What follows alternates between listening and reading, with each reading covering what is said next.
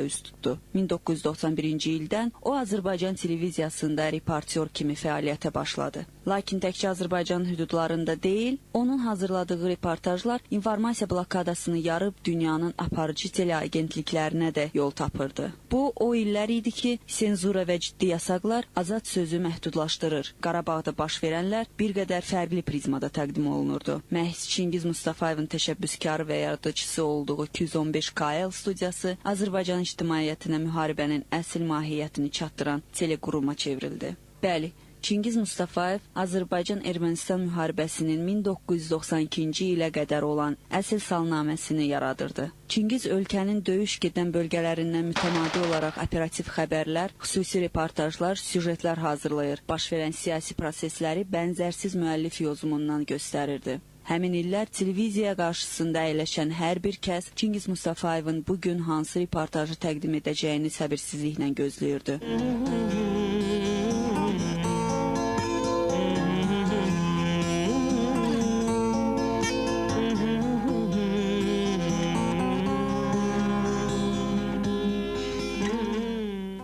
Bir vaxt ötürdü. Mayın 8-də Şuşa işğal edildi. Ardınca Dağlıq Qarabağın strateji ərazilərindən biri olan Laçın erməni hərbi birləşmələrinin hədəfində idi. Mərkəzdən verilən əmrə əsasən Laçın şəhərində yerləşən batalyonlar şəhərdən çıxarılırdı. Hərbiçilərin şəhərdən çıxarılması daha bir faciəli günü Azərbaycan tarixinin səhifələrinə yazacaqdı. 18 may. Laçının işğal gününü. Hərbi hissələrin böyük əksəriyyəti əmrə müntəzir olaraq dayandıqları mövqeləri tərk edirdi. Bu ədalətsizliyə qarşı haqq səsini ilk olaraq qaldıran Çingiz Mustafayev oldu. Hərbi hissələr gedirdi. Çingiz bir vətənpərvər olaraq ölkəmizin ərazi bütövlüyünü qoruyan insanların bu məsələyə son dərəcə soyuq münasibət bəsləməsindən narahat idi. Sözsüz ki, mövcud vəziyyətlə barışa bilməzdi Çingiz. Hər kəs son nəfəsədək qalıb öz üzərinə düşən vəzifəni yerinə yetirməli idi. Axı bu vətən hamımızındır, deyirdi Çingiz. Lakin Laçını tərk edən dəstələr geri qayıtmaq fikrindən uzaq idilər. Çingiz isə onları geriyə, öz mövqelərinə qayıtmağa səsləyirdi.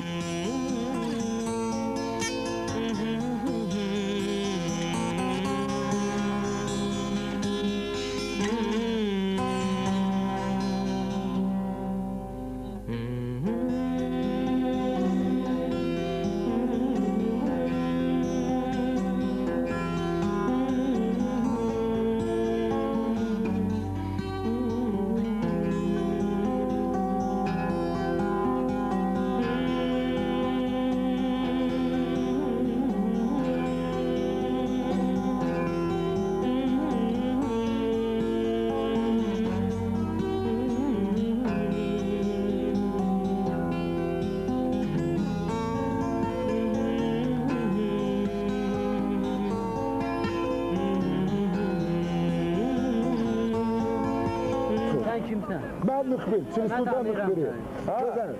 Size kim komanda verip şu qaydası çıxasın? Elçin orada. Elçin burada oturur. Gözü yola sağ bizi. Ben dinlediğimde Elçin oturup gözlüyorsunuz orada. Neyse çekme arkadaş. Aynen mahketimde. Hayır, teknislerden takip vereceğim olsun. Kendine boy başlamasın, sakın malı çekti. Sizin yarım komşusunuz. Ha kardeşim bak. Hadi kardeşim Allah'a. Bak sen gelip oradan benden alarsan. Gel sen götür. Ha. Eynimden все. Akşam gördüm bir böyle millet gibi kabağı kestim tek sakladım. Sakladım seher boşladılar. Yok kaçanlardan söyleyeceğim. Asırlar hamısı. Bak bir nefer mühendisin burada. Niye kadar o diyeni. Bak bir nefer mühendisin ki Bakı'dan komanda gelip ki ya halsa komanda gelip ki Laçını terk eder. Komandirlere kim ihtiyar verip İstanbul'dan götürürler? Kim onlara ihtiyar verir? Onu geçmişe narahat olma. Onu geçmişe. Gelip burada cemaata deyirəm qaydım posta. Hamısı deyir ki komandir deyir. Neye göre komandir deyir? Komandir sana gördük neye göre o posta? Komandir yoktur. Uşaqlar gelip vuruşup eləyirlər. Vuruşup posta alırlar. Burada hep bir komanda verir ki dağla seçilir, belə seçilir. Elle imkan keser aradan çıkır. İmkan keser aradan çıkır. Beni maraqlandıran bir şey ki, bir qradına. Bir dəqiqə qabağa gör nələr qaçıb. O dediyin adamlar hamısı qaçıb. Akşamlar Cadın qabağa gör hamısı qaçdı. Adları çəkilən, adları həmişə deyilən oğlanlardı qabaqda gedən. Hamısı qaçdı. Bir qradına buranı sağlıydı. Bir dənə qradına Kurgavoy, Abaroncu, Pastanı hər yerə vurdu. Ermənistan tərəfə qabağa. Gəlirəm telefonda. Kəməri yoxdur. Ministerin əmri var. Güllərin yerində so. Mən razıyam, mən razıyam. Bir yer texnika işləmir. Qoy, mən gedim. Mən də deyirəm, texnika. Onda hara gedir texnika? Bir yer texnika işləmir. Yox, indi hara gedir texnika? Nə bilim abi, komandir yox. Komandir yox. Yerine eşit yoxdur. Yoxdur. Gəl, siz əyin arasında kimdir? Türkü belə yığışdın geçsin arada. Qaydın geri. Bir dəqiqə deyəm. Kim komanda verib ki qaydası? Heç kim bilmir. Ya sizə başa düşdün. Niyə?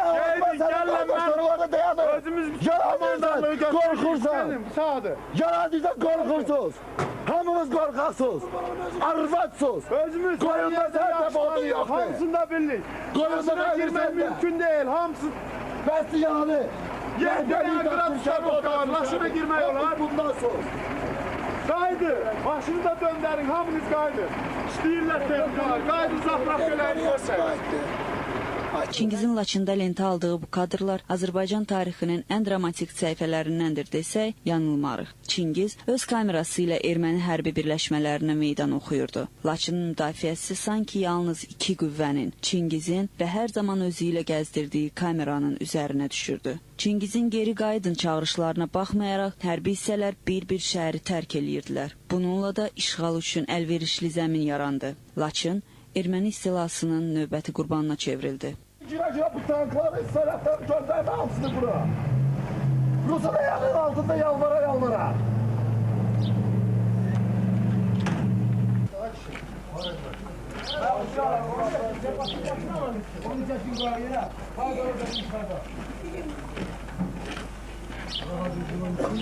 Ayın 16-sı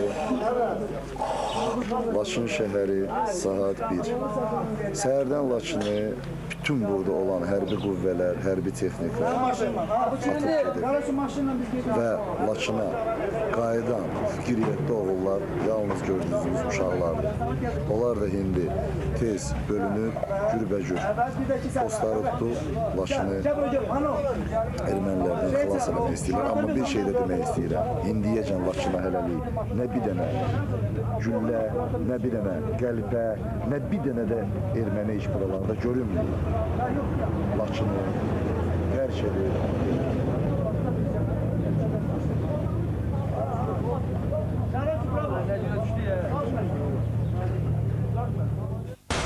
Ağdamın Naxçıvani kəndində çəkiliş aparırdı.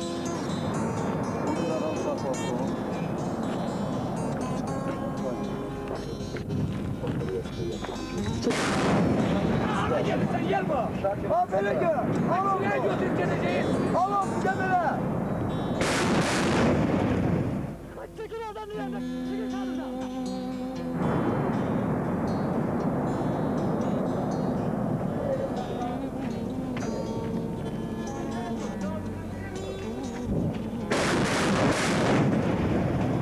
O bir telejurnalist olaraq cəbhədə doğulmuşdu, cəbhədə də həlak oldu. Çingiz Mustafayev öz torpağına, xalqına və bir də video kamerasına son nəfəsinədək sadiq qaldı. Video kamerasının ona sadiq qaldığı kimi. Səhər mən oyanıb bugün yuxuda. Tez tələsi xəbər aldım əziz anamdan. Dedim mama saat neçə? Dedi ki 11. Dedim işə gecikdim ki tez mənə çay ver.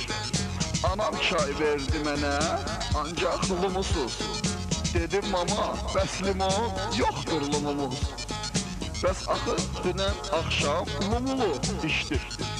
Anam dedi, ayol, dünənki keçdi. Dünənki keçdi, keçdi. Dünənki keçdi, keçdi. Dünənki keçdi, keçdi. Dünənki keçdi. Neyse, işe çatıb dincəldim sonra. Belə qərara gəldim ki, baş çəkim ora. Gəlib gördüm ki, oradalar çoxluq mən deyən. Oradakılar soruşdular, nə istəyirsən? Dedim, mənə ondan verin hər şeydən əvvəl. Oradakılar dedilər ki, axşam üstü gəl. Dünən bu vaxt bəs var idi, bu necə işdi? Oradakılar gülüşdülər, dünənki keçdi. Dünənki keçdi, keçdi. Dünənki keçdi,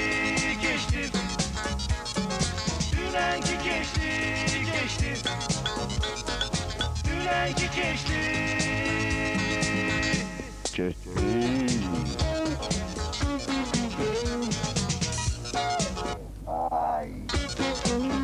Oradan çekil. Yatırın. Bırak yapsana.